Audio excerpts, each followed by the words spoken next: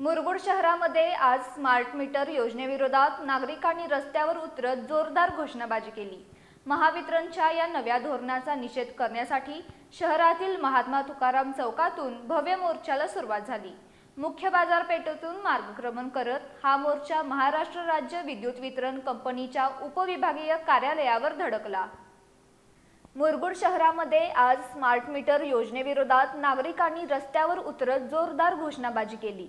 महावितरणच्या या नव्या धोरणाचा निषेध करण्यासाठी शहरातील महात्मा तुकाराम चौकातून भव्य मोर्चाला सुरुवात झाली। यावेळी आंदोलकांनी दिलेल्या स्मार्ट मीटर बंदी झालीच पाहिजे, पैसे कुणाचे जाणार, तुमचे आमचे, महावितरणाचा धिक्कार असो आणि बघता काय सामील व्हा अशा गगनभेदी घोषणांनी संपूर्ण मुरगुड शहर दणाणून सोडला होता। मोर्चामध्ये सहभागी नागरिकांच्या वतीनं महावितरणचे सहाय्यक अभियंता मार्गशीर्षा चौगले आणि सुरेश कोकणे यांना मागण्यांचं सविस्तर निवेदन देण्यात आलं। सर्वसामान्यांवर लादली जाणारी ही मीटर पद्धत तत्काळ रद्द करावी अशी मागणी या निवेदनात करण्यात आली आहे।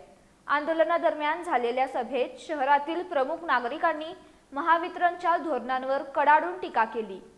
यामध्ये बबन बारदेसकर, दगडू शेणवी, खामकर, सुरेश साळोखे, समाधान हिंदळकर, मारुती पुरीबुवा, दिग्विजय पाटील, सिकंदर जमादार, समाधान बोते यांनी आपली मनोगत व्यक्त केली।